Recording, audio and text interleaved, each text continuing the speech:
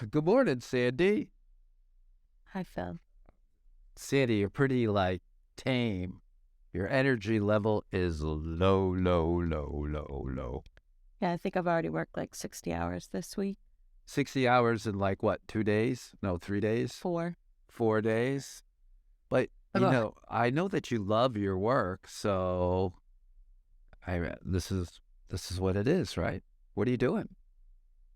Uh, uh, that is too So good. anyway, folks. So let's not talk about that. But I am loving the executive director life. You do like And that. I do. And you're starting to get to the fun stuff? I'm planning to start to get to the fun stuff where we get to talk about recovery and do some really good work, like our guest has been doing. Hello, Chelsea. Say hello to everybody. Hey, everybody. I'm super pumped to be here. Uh-huh. Thanks for having me on. You don't sound like you're from New England. Oh, no. No. I'm born and raised in Mississippi, and currently I'm living in Alabama. How about that? Yeah. And why are you on the Recovery Matters podcast? Recovery means so much to me. It's changed my life. And if I can be, a vessel in a way to get a message out and just share about my gratitude, then sure, I'll take those opportunities when I can. So you grew up in Mississippi? Yes. In the deep South. Deep South. What was life like? What was life like growing? I imagine the stereotypical responses you were fighting alligators and eating crawdads. No, is that yes. Or is that Louisiana? Yes. Well, it's not. Crawdads In Mississippi. crayfish. Crawfish? Yeah. Crayfish. Yeah. We call them crawfish down south. But yeah. She knew exactly what I was talking about. I'm glad somebody understands you. Yeah. So what was it like growing up for you, though? It was great. I had a great childhood, outside of my parents not being together, they divorced when I was 1. I had a good childhood, and it really all up until I turned 18, my life was good. The Deep South has its own culture, and I was very much enmeshed in that and wasn't really aware of other ways of living and other cultures. So I felt like, my whole life was going to be in Mississippi, until I turned a corner and started using. Describe the culture you grew up in, though, for us. Well, I hate to use the term Bible Belt, but it is very Bible Beltish. We're very big on our faith in the South, faith, food, and family. The 3 F's, that's really the core of the culture in the South. And people are just very kind and welcoming and hospitable. And there's just a huge focus on family. So you mentioned turning a corner. So I would love to hear a little bit about that corner. Yeah,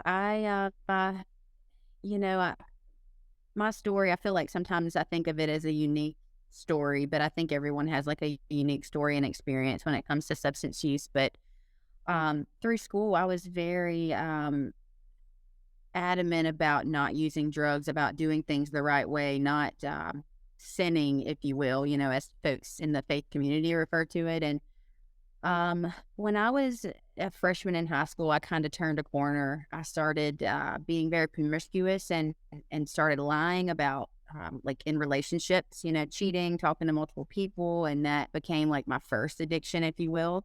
Never used drugs or smoked cigarettes until I was 18. I was hate to use the term model student, but I was a peer, a positive peer in the community. I was a part of the drug-free organization in high school.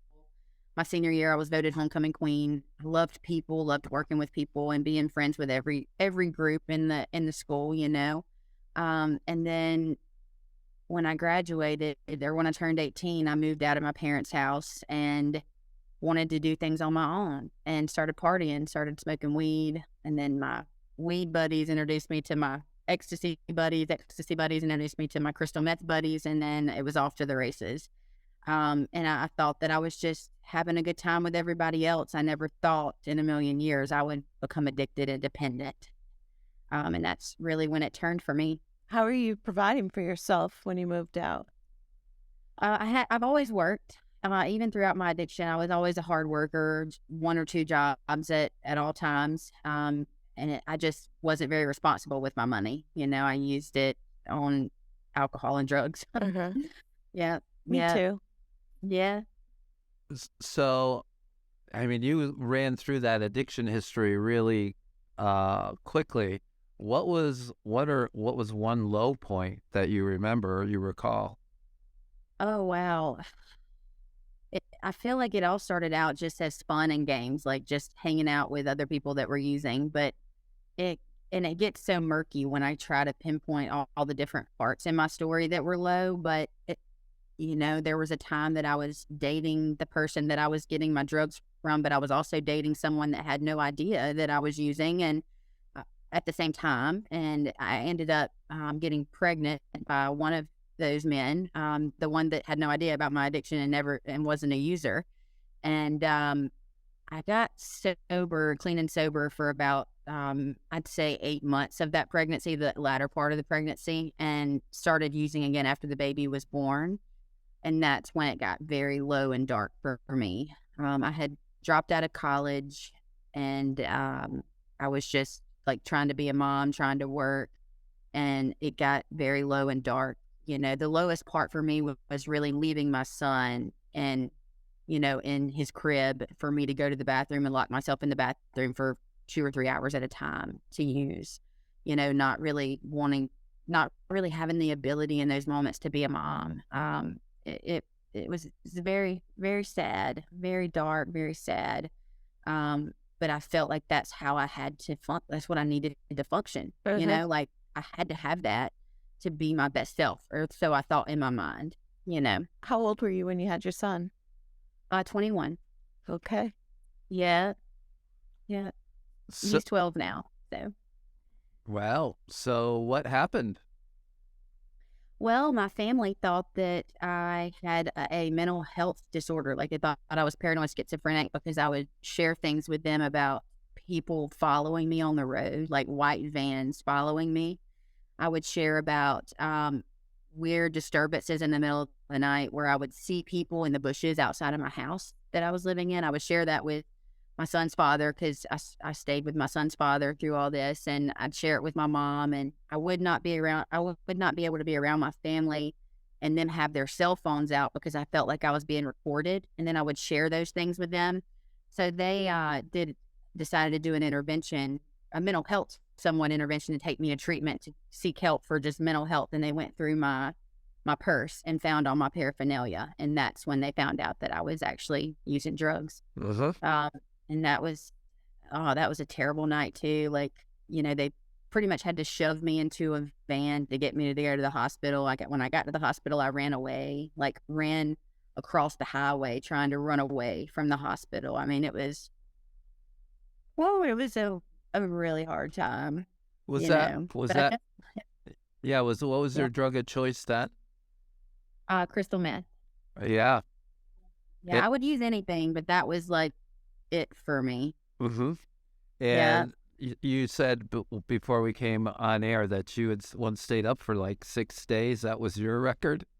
Yes, that's my record. Yes. And you And I the longer that I would stay awake, that's when I would experience all of those delusions and all of that, like paranoid schizophrenic stuff like that after the, long stints of time awake. That's when I was like, it was almost like I was living in hell, yeah. really. Like I would see demonic faces. I would see people think things that weren't real. Like and it was real to me. Like Uh-huh. you couldn't have convinced me otherwise that the government was listening to me. Mm-hmm. People were chasing me. Well, Siri and Alexa are definitely listening to you now. Um, Right? you referred to a viral TikTok video we had where Rex Shades Eagle talked about being up for 31 days. Do you think that's possible? I do. I do. I do. Like, I know for me, when I was awake those 6 days, that the days ran together. I would, like, on day 4, I'd be like, oh man, how long have I been awake? I think it's been like 4 days. It seems just like yesterday it was day 1. It can definitely be true. Yes. So you ran away from the hospital. Did you get away? I didn't. They called me. And then They called. what do you do with somebody who's like in your condition? What did they do? Well, they gave my family resources. Obviously, I put on a show for the doctor when he came in. I talked right and acted right and didn't make him think that I was crazy. And my family were like, "How did you just flip the switch like that?" And I really don't know how I flipped the switch, but I acted like the good girl when he came in. And he recommended some detox programs. The services in the South, there weren't many options and services unless you had insurance. At that time, you couldn't go to treatment with Medicaid, and that's all I had at the time. So, um, yep, they took the resources and they called and we priced out different options for me, or my family did, and it wasn't feasible financially for them. So then we started looking for nonprofits and faith-based treatment services that wouldn't require like a huge amount of money. And yeah, I detoxed at my mom's house for 2 weeks. Oh, that was a miserable time too. Like just being stuck without any electronics, no communication with the outside world. Like that was a really hard time too. When you say your Yeah. family at this point, who was the family you were telling this to, and who were you confiding in, and who was helping you? Well, my mom and my son's dad, we had actually gotten married by this time. So my ex-husband, those were the two that were really helping me. They ended up signing a writ. I don't know if what it's referred to up north, but it's basically family members signing saying that you're a harm to yourself and others, and that makes it to where the law enforcement can pick you up and take you to treatment, like mandate you to go to a treatment center. So once they had done that, that's when I was serious about trying to find help. But those were the two main ones: my mom, my ex-husband, and my grandmother. My grandmother there. Oh, Yeah, yeah. And and so it's fascinating to me that they had to really navigate the entire system, right? How right. successful were they? Um, I guess they were successful. I ended up going to treatment and starting my journey, but I think it was difficult because there's not a lot of knowledge around how in the South about how to get people help. I mean, most of the knowledge that people in the South have is send them to church, send them to treatment and then have them get plugged into a church. They're not really aware of all the other services out there. So, they had to seek some guidance from other people that are in recovery in the South, and that took a little bit of time for them to find those folks. Where did you end up going?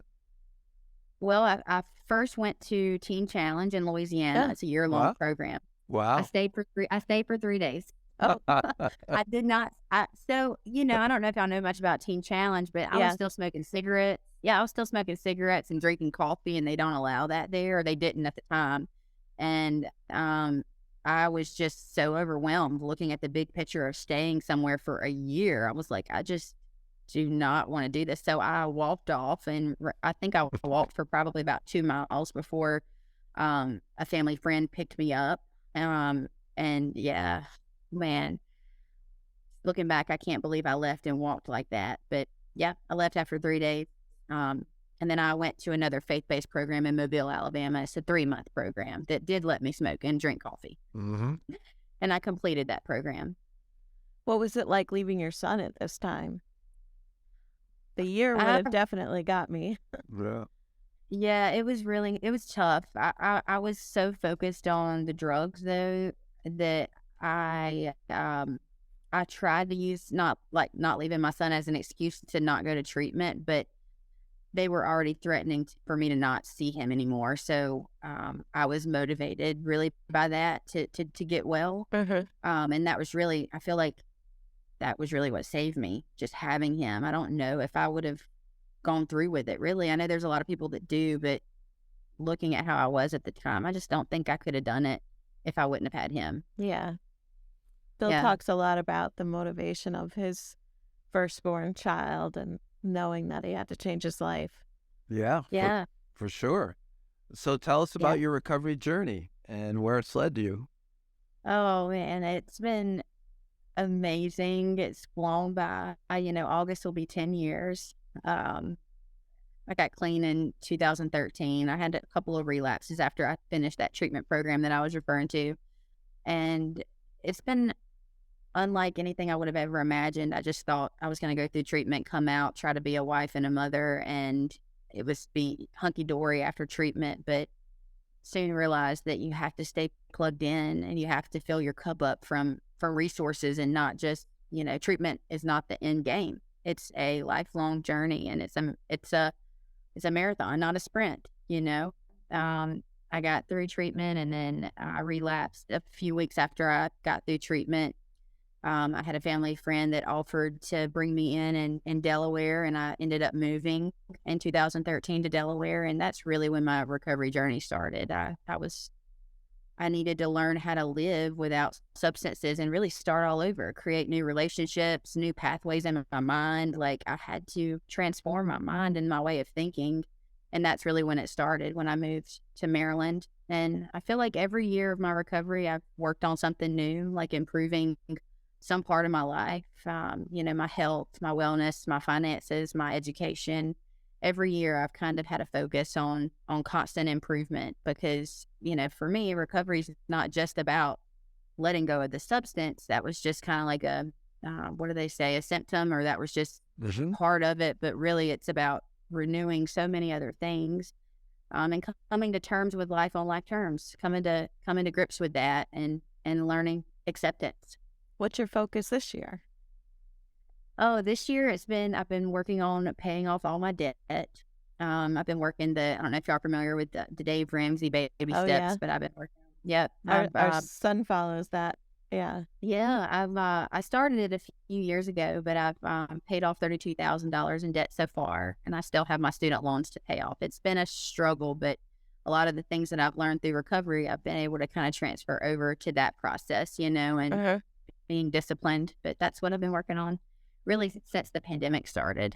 So often we talk to folks, and you can kind of see back in their childhood that there were traumatic events, right? Big T, little t, trauma that kind of led. But, you started by sharing how, you had a pretty happy, healthy upbringing. So as you've grown in recovery, and the things you've worked on, have you learned something about yourself that may have led to your addiction? Yes, I think I covered up a lot of my pain in childhood. I mean, from the outside looking in on my life, I was brought up very well, but I think several things kind of led to me starting this, being promiscuous with men, and having all these multiple relationships with men, and then going into addiction and overeating and all these things, overspending. I think I've learned that it's better to just expose things as you feel them and share about them, rather than covering it up to appease other people. Like, it makes some people feel uncomfortable whenever you share with them that something that they've done has hurt you. And so I kind of silence my voice out of fear that it would affect whoever it is that caused me harm. But, I do believe not, and this is nothing against my family or my dad, but I do believe not having him around as a young child and an adolescent really hurt me. He moved away, and I didn't see him, but during the summers, and I know that looking at it, obviously, like, people do the best that they can, and people are make decisions based on what they've experienced in their life. So I'm not trying to blame, but I'm just saying that really hurt. And I had some traumatic experiences as a child from folks that touched me in inappropriate ways, but those are things that I just stuffed and kind of like I made up for it by just being a people pleaser and being overly kind to folks and saying yes to things when I should have said no. So I think we first met probably, was it in Maryland at one of the Voices of Hope things that you were involved in? Yes, I actually, the first Multiple Pathways to Recovery conference, I came on behalf of Voices of Hope. I met you there, but you were just like this huge recovery giant in my eyes. And I'm just like, oh, I just want to get a picture with them. Can I just get a picture with because I had already attended the Recovery Coach Academy at this time. So I was like all about CCAR, and I had just started working for Voices of Hope. So that's where you and I met the first time. And then we asked you to come down and speak at the banquet. I think that was in 2015 or 16. Yeah, I hiked the Appalachian Trail in 2015. I think it might have been right before I was going, but I don't remember.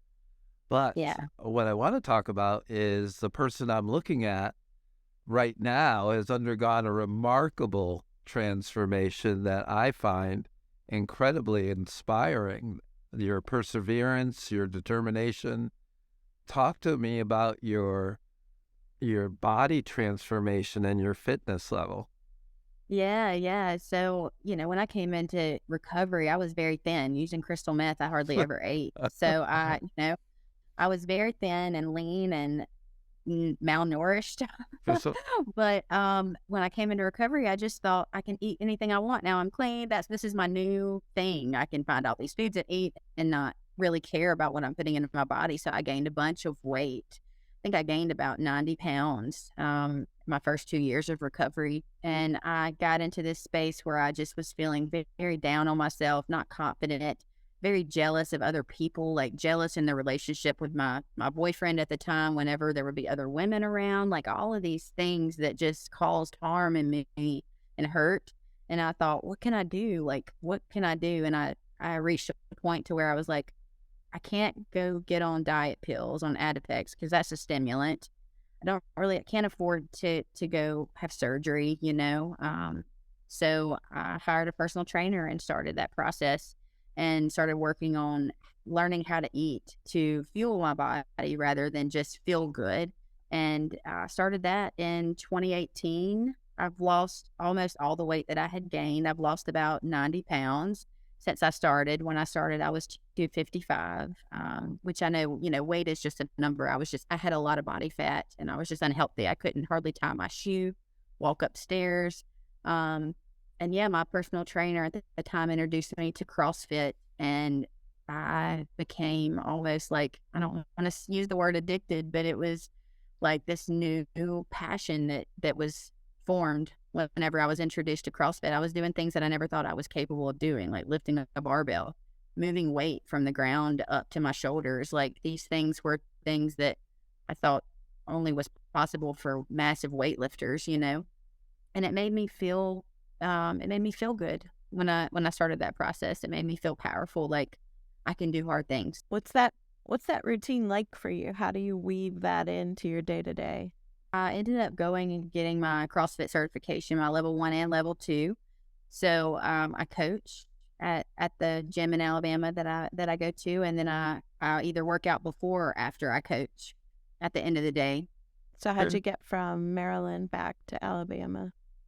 Yeah, so I lived in Maryland for 5 years, first 5 years of my recovery, and my goal was to be back down south so that I could be with my son. I didn't want him to miss out on time with me and for him to have an experience like I had, not having a parent around. So I made it a goal to move back down south, and when I was given the opportunity with the company I was working with, I took it, and I've been back down south for 3.5 years.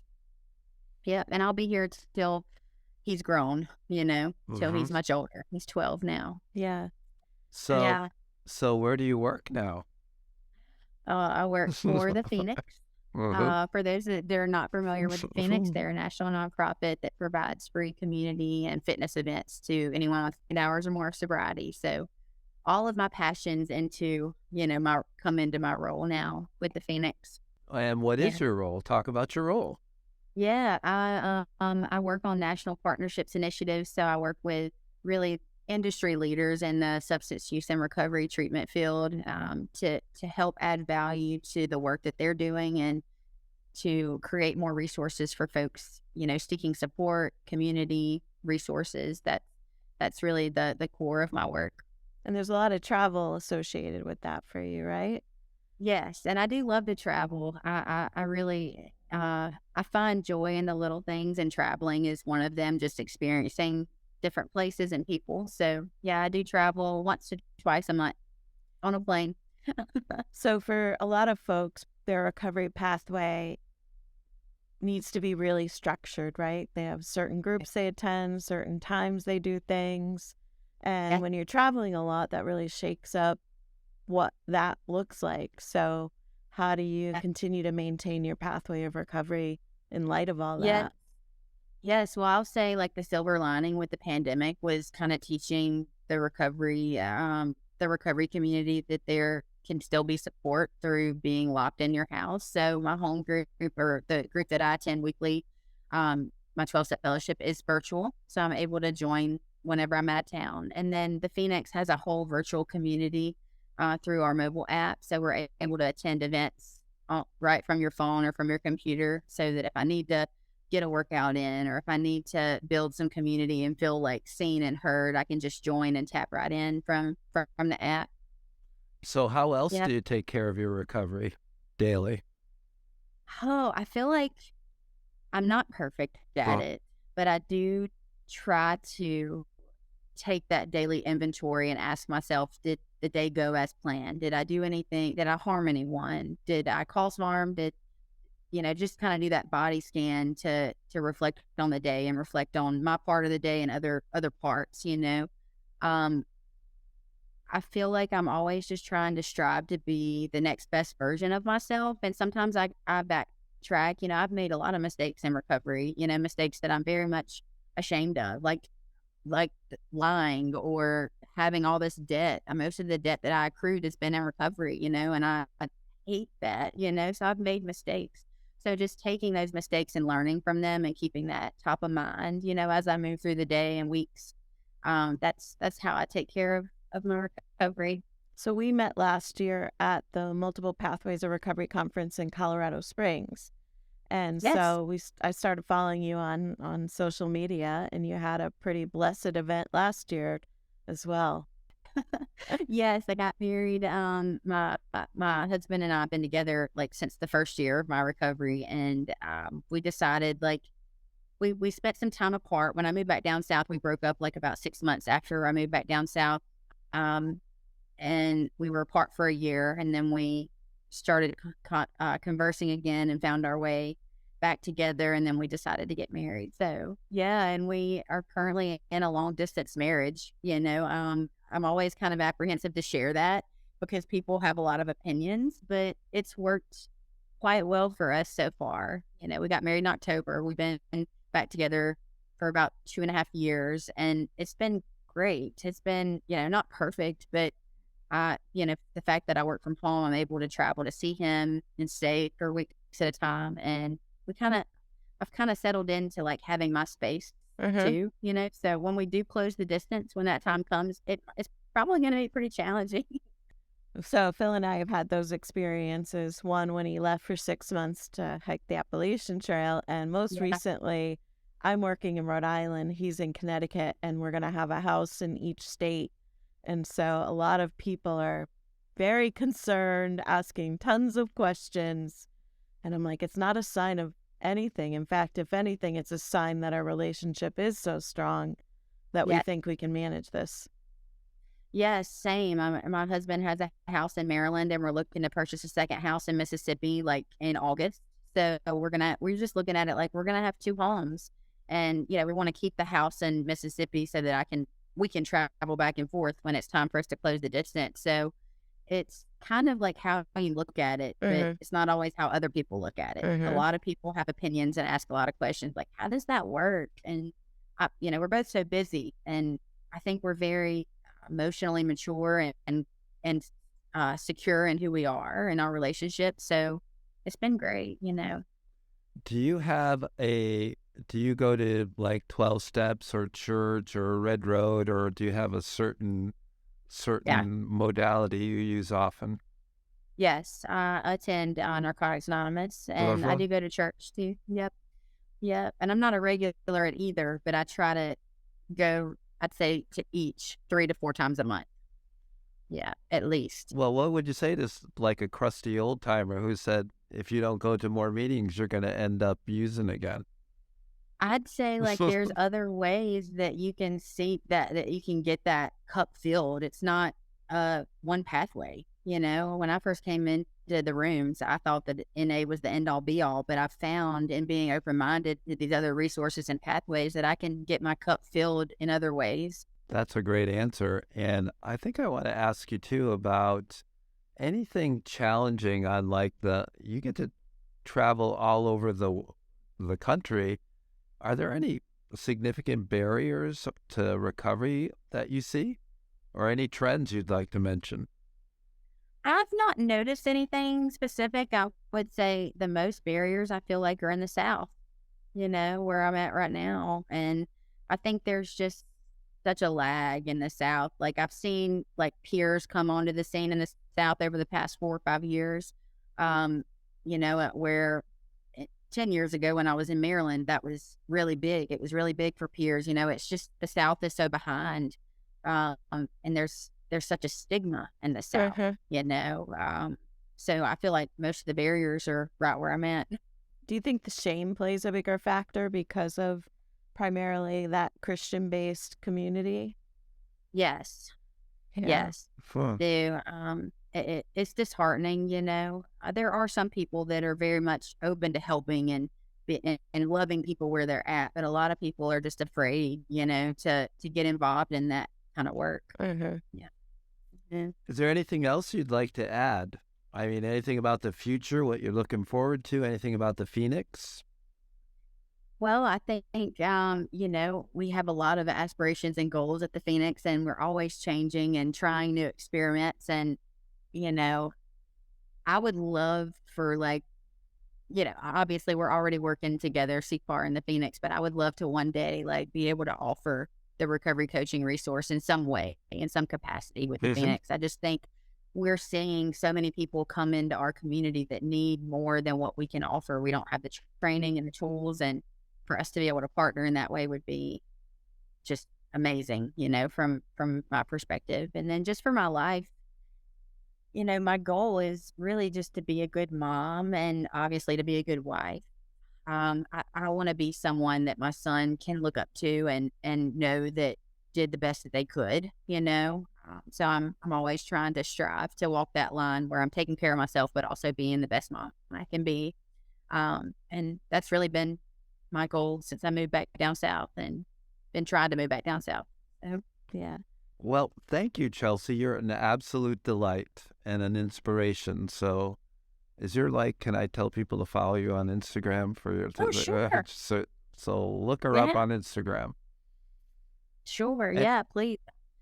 Yeah. Chelsea Dewitt, at Chelsea Dewitt. I haven't put my new last name in there yet. Yeah. And it's a delight to be with y'all too. Like I said, I meant it when I said, recovery giants. That's how I think of y'all. And yeah, before the call today, I was thinking, man, this is just beyond what I ever would have thought for my life, to be able to sit down with folks like y'all, so extremely grateful. Well, you're young, you're vibrant, you're energetic, you're the future of recovery. So, this old guard, I won't put Sandy in there, but we're more than willing to pass the torch to people like you. So continue doing what you're doing. You're a tremendous beacon of hope. Yeah. Thank y'all. Thanks, Chelsea. Yes. Thank y'all. Have a great day. Y'all too. Bye-bye.